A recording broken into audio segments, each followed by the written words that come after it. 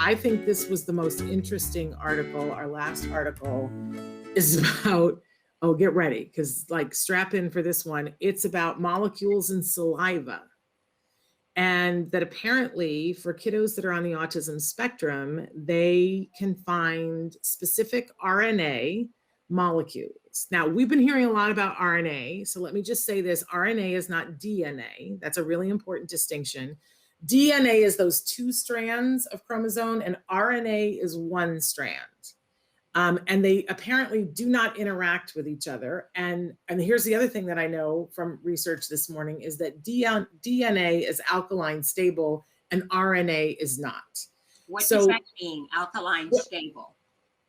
Well, I'm not 100% sure, but I will say that what I understand from it is that when they took saliva samples from kiddos who were not on the spectrum and kiddos that were on the spectrum, they found different RNA, like across the board, which is significant, right? Right. But then they tested the kids over time, and here's the magic trick. This is like biological, right? That there is a difference in the saliva and there's an RNA present for the kids on the spectrum that is not there for kids not on the spectrum, which is interesting. But then they gave intensive behavioral intervention to some of the kids on the spectrum and retested their saliva. And for the kids who got the ABA, their saliva, we're talking about a behavioral intervention, and their saliva was different and was more like the kiddos who weren't on the spectrum, that RNA was either not as present or not present. Right. So encouraging results in terms of ABA therapy, intensive early ABA therapy, because we're seeing the difference physiologically. Isn't that crazy? I mean, there have been a lot of studies that have wanted to look at, here's what the brain looks like and here's how it lights up. And then we teach the brain something and it lights up different. Like, I think we understand that. And that ABA, you have ABA and your brain lights up differently in different ways because you've learned. Just like if we taught you skiing, your brain would light up in a different way because it's your brain, right?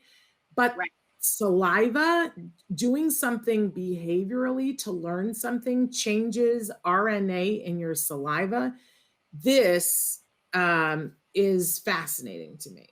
And I want to understand, because that seems like a magic trick to me, and I want to know more about it. But they're saying that it could be a predictor of kids making progress, which could help to get insurance to continue funding ABA. Mm-hmm. I'm guessing. But I just want to say that this article, oddly enough, we found in Yahoo Finance. I know, that's an odd place for it. Well, ask yourself why it would be in finance. Because ABA and insurance is this ginormous financial situation.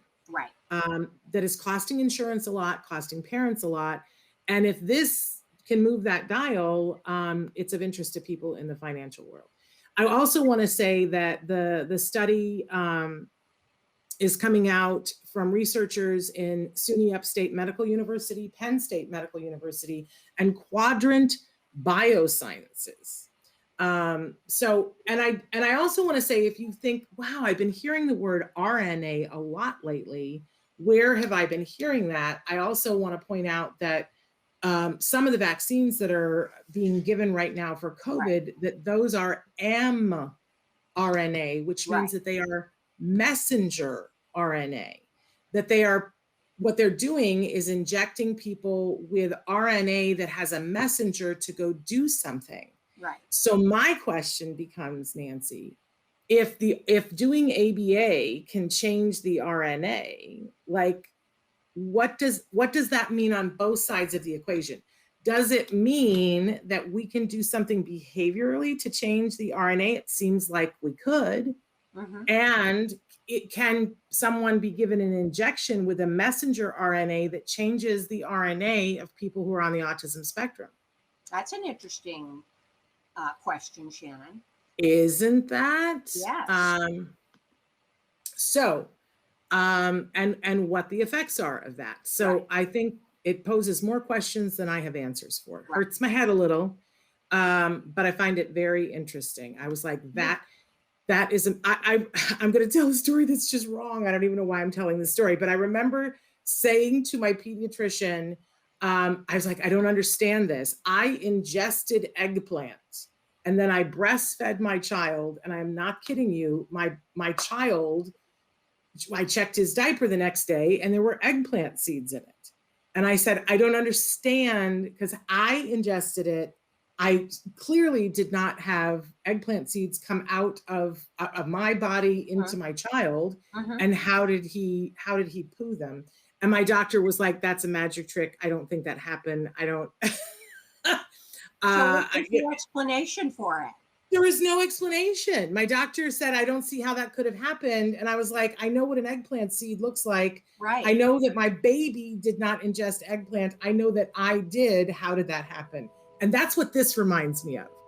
This is totally what this reminds me of.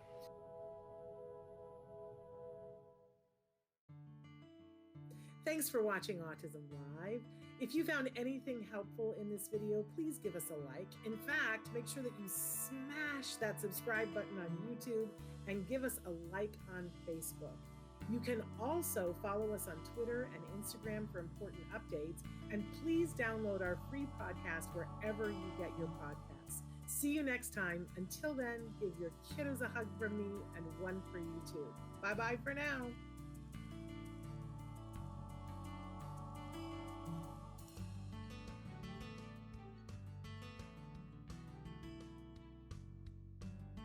To subscribe, click here. And if you'd like to check out some more of our videos, click here.